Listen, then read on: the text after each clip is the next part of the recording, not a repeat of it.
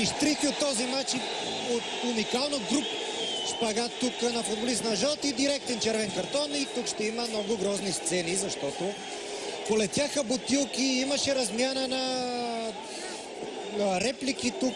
Може би репликите са най-безобидното нещо в тази ситуация. Феновете тръгнаха да нахлуват на терена. Бесни от всичко това, което се е случило. Владимир Манчев се опитва да успокоява ситуацията в този момент. Футболистите на Аждот тръгнаха да бягат. Със сигурност се трябваше да завършва така този двубой.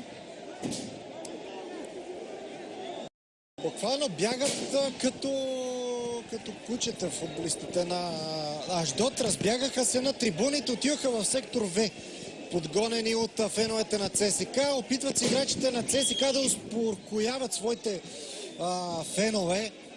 Изключително грозни сцени. Тук играчите на Аждот се опита да говори с феновете и буквално бе прогонен. Тук има много малки деца, които трябва да бъдат отпратени оттам, за да не пострадат и те. Виждате чак къде се качиха футболистите на Аждот. Прочухме се. Няма какво друго да кажем.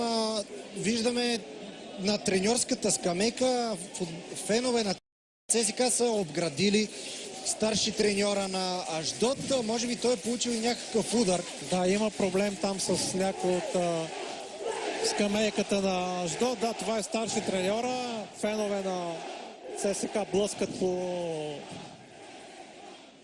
по скамейката, но наистина не трябваше така да завършва този двубой. Може би ще се поуспокои положението. Вече се намеси охраната на стадиона. Почнаха да се връщат и футболистите. Обаче, извинявай, че те прекъсвам.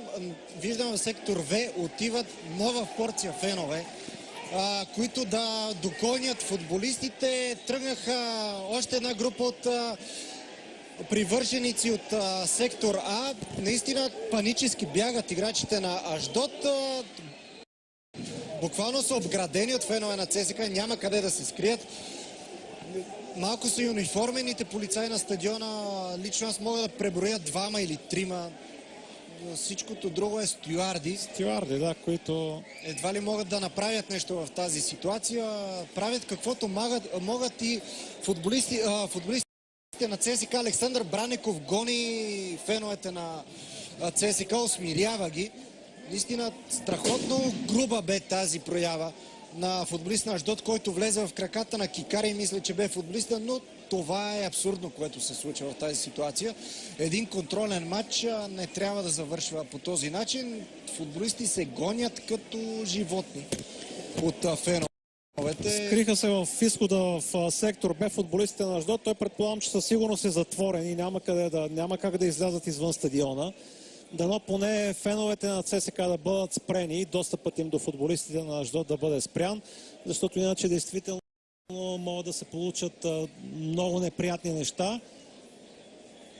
Постепенно се изтеглят феновете. Там има вече и няколко стюарди, също и полицаи. Но никой действително не очакваше подобно нещо, въпреки доста грубите изблици по време на целия